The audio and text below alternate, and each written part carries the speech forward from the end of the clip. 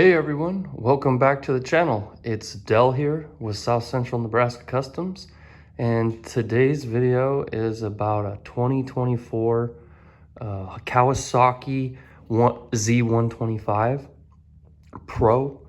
So this is my pit bike for when we go racing and running around from pit to pit.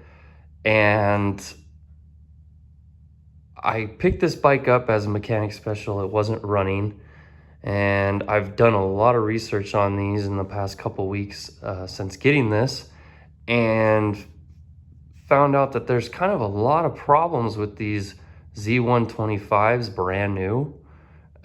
This bike, as it sits right now, has 226 miles on it, and it will not start. So I have been going through and diagnosing things, trying to find a simple fix, and through all the forums and researching, there's not really a easy fix for the problem. It's basically a crank, no start. And if I go over here, you can see I have a new battery in. It's fully charged. I've had it on the tender overnight, and it, for whatever reason, is getting spark.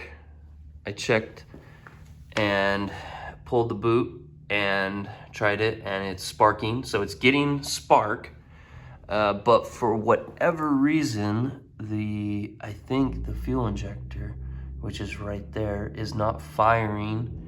It's either not getting enough pressure or it's not getting a signal.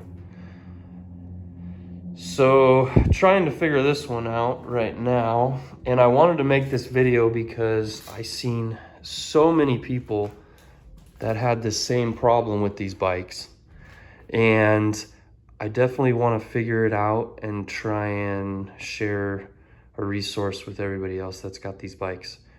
They're really cool.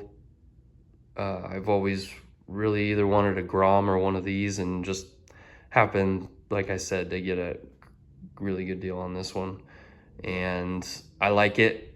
The 2024 scheme has these bright anodized red wheels with the gold brake calipers, and then the gold forks, which I think looks really pretty cool. And I've got the plastics off on the other side, and they look like this with the carbon fiber pattern in them. And then there's the other one right up there on the 34. But so anyways, on this video right now, I just wanted to share with the channel this project and let you guys know what's going on, so that if you have a bike similar to this, or I mean, they're all identical, they just keep changing little things over the years. So hopefully I can figure this problem out here soon. And at this point right now, I've got the air box taken off, which is right here on the front. And it's hard to see, but back behind it is actually where the injector is. So I'm going to go through and double check all of the wiring, all the connections and everything, to just make sure everything's good. One of the big things that people said to check was this kickstand, and the sensor on the kickstand seems to be working fine. It doesn't affect it. It's not starting with it up or down, so I don't think that's the issue. And then another thing that I wanted to share with you guys is, if you look right here and see that gray connection there, if you pull that out, that's your tip over sensor. So if your bike ever falls over, that will shut your bike off. And I saw in a forum, this guy took his bike to 3 different dealerships, and all 3 of them did all of the check engine light scans, ran through all the wiring, ran through all the fuel injection, everything like that, and it ended up being just that. So I was really hoping that on my bike, that was the problem. And basically all you do is you pull that out, disconnect it, and then it's just a little sensor that you take apart. And inside it's got this, it basically is this pin that goes through, and this is that tip over sensor. So if you just pull that out, then that's basically like a bypass for your tip over sensor. And apparently that's a very common problem on these bikes. So for now I have that tip over sensor out because, like I said, I thought that was the problem. The dealerships had said that that was the problem for another bike that was not starting just like mine. But unfortunately on mine, it's got some fuel problem.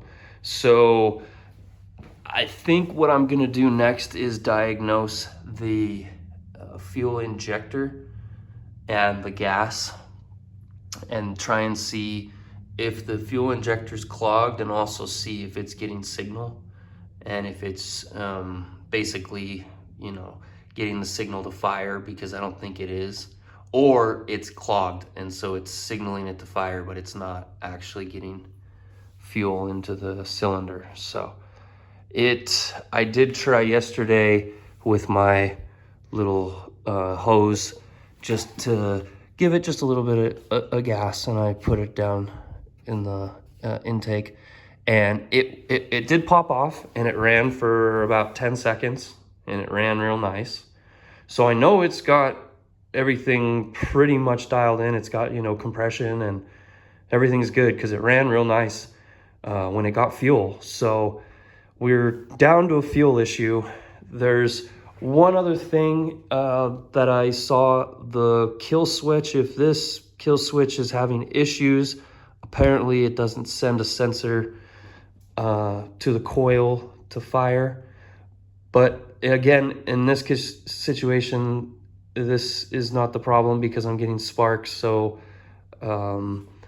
that is working properly and it is sparking, but again, it's just a fuel issue. So I will keep working on this and I will update you guys on what I find. And I'm sure for a lot of people out there, the question that I'm trying to figure out they're having. So hopefully this video is very helpful to everybody, and stay tuned for a part 2 because I will definitely be posting a part 2 as soon as I get this figured out. So as always, guys, thank you so much for following the channel, and God bless.